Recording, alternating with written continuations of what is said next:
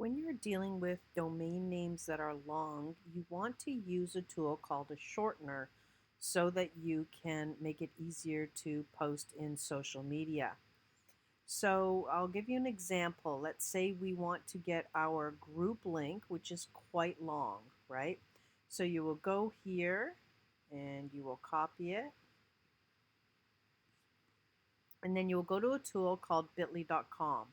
Now, when you first come in, it's going to ask you to create an account. That is free. All right, so just create your account.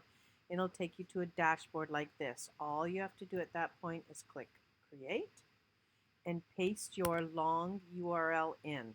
All right, then what it does is it gives you this right here and a whole pile of numbers. It's hard to remember a whole pile of numbers, so you want to give it something that means something to you, like BK and the name of your group or something like that.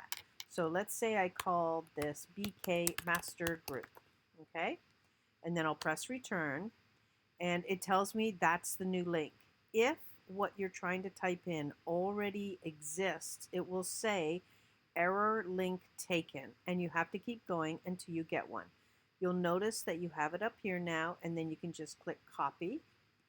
And then at that point, when you're sharing in social media, it will go to the correct place.